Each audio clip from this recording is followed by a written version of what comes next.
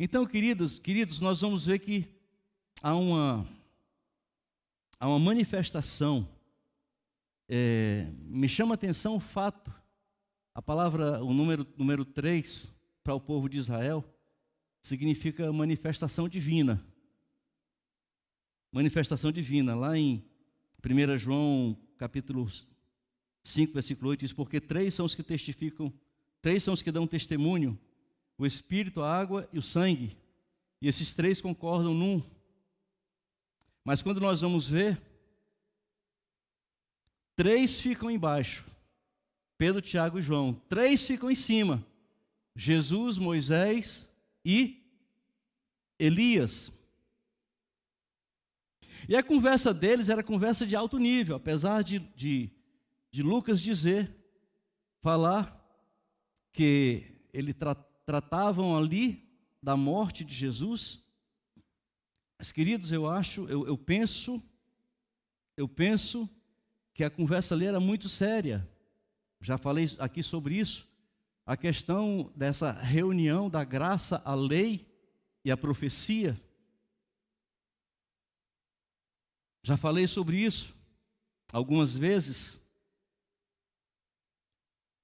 E eu conjecturando, eu fico pensando em Jesus. É interessante, queridos, que essas vestes não estavam somente sobre Jesus, estavam sobre Elias e sobre Moisés.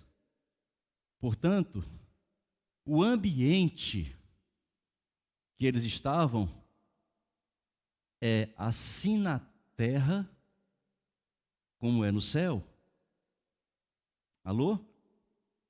Então, o que aqui é uma expressão do céu que desce, é um ambiente do céu que desce, da qual Jesus entra nesse ambiente.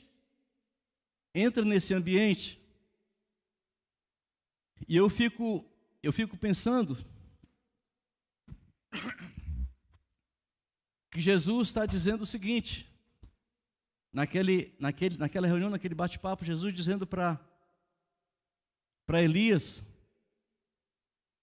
que foi muito forte o que ele fez, o trabalho dele foi perfeito, ele profetizou sobre a vinda dele, ele está ali.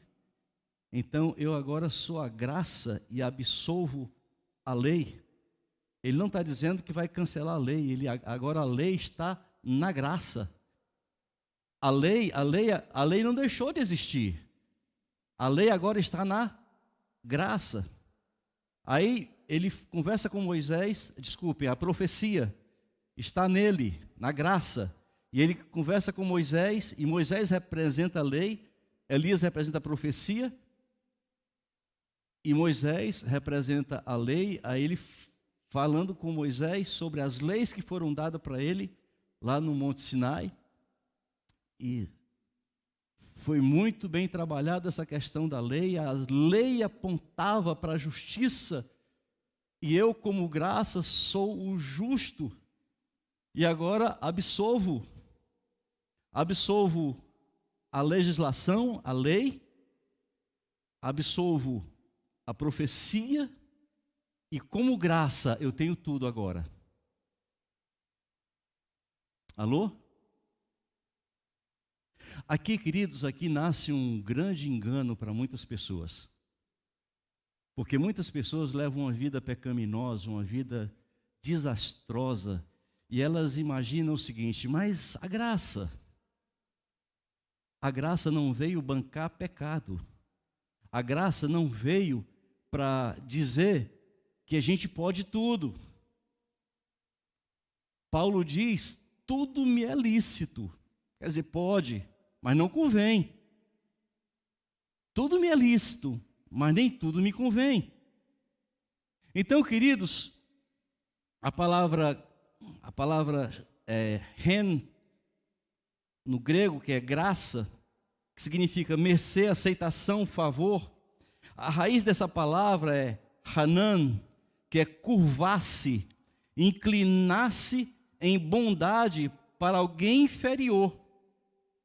Aqui, às vezes, nós encontramos, na ceia, nós encontramos, às vezes, um coronel, um major. A sua patente, meu irmão Danilo, capitão. A gente vê um capitão servindo a um soldado. Um coronel servindo a um capitão, servindo a um soldado. Então é essa a ideia. É como Jesus, quando esteve na terra, o que ele falou para os discípulos? Eu não vim aqui para ser servido, eu vim para servir. E ele serviu naquilo que era mais pesado no tocante ao serviço. No popular, mais humilhante, que era pegar os pés de alguém que estava chegando e lavar. É o que Jesus faz, é o que Jesus fez. Tá? Então isso é graça. Aleluia.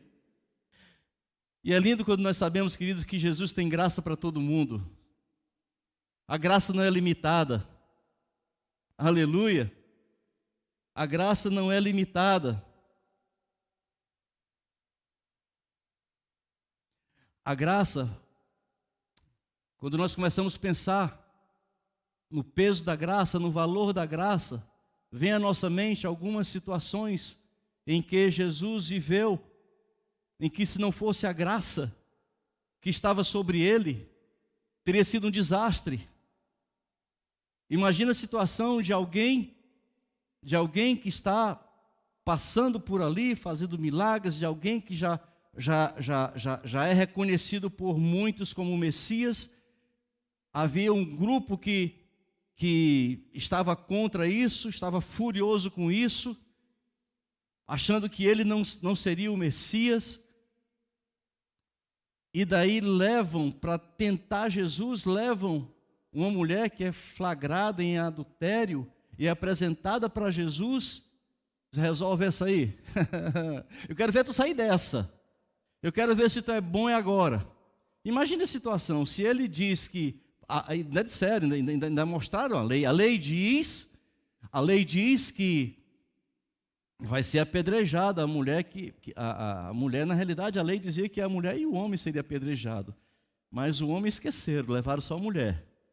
Levaram lá e estavam todos eles com pedras nas mãos. E aí colocam para Jesus a situação. Jesus está escrevendo no chão, com o dedo, numa praça. E ali está aqui a mulher, flagrada em adultério. O que é que tu diz? Antes de Jesus responder, ele baixa a cabeça e começa a dar uma olhada ali. Depois ele olha assim e diz assim: faz o seguinte, o que não tiver pecado, atira a primeira pedra. E o texto diz que a partir dos mais idosos foram saindo. Mais idosos talvez fosse mais pecado, né? Mais tempo de vida, teve mais tempo de pecado. Mas a partir dos mais idosos, curiosamente está na Bíblia isso aí. Eles foram saindo, se afastando. E quando ele levanta a cabeça, e não estão mais aqueles homens, ele disse: onde estão os teus acusadores? Isso é uma conversa de uma mulher que havia pecado com alguém que é a própria manifestação da graça, Jesus. Aí Jesus: onde estão os teus acusadores? Não estão mais aqui.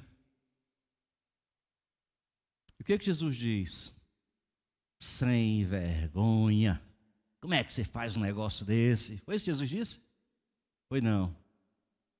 Eu também não te acuso. Vai-te embora. Foi isso? Não. Eu não te acuso. Mas ele deu uma dica para ela. Vá e não peques mais. Alô? Sabe, queridos, quantos de nós, talvez eu estivesse no meio daquela multidão com pedra na mão, porque dá uma raiva, a mulher foi pega em adultério, que coisa triste, coisa terrível. se mexeu com a sociedade, que coisa. Essa mulher é a representação do mal. Então é isso que normalmente o ser humano pensa, sabe? Então ele se arma para poder jogar pedra, para poder acusar, para poder julgar e condenar. Lamentavelmente, a maioria de nós temos essa essência dentro de nós. Mas Jesus, de uma forma tão meiga, tão doce, tão sublime, tão única, que ele diz: vá e não peques mais. Eu não te acuso. Só que encerra por aqui. Estou parafraseando, tá? Só que encerra por aqui. Não peque mais não. Faça mais isso não. É por isso que a graça atinge, a graça envolve a pessoa, a graça envolve e mexe com a pessoa, muda a estrutura dela. Por quê? Porque a graça leva um pecador a ficar constrangido diante de algo tão inexplicável.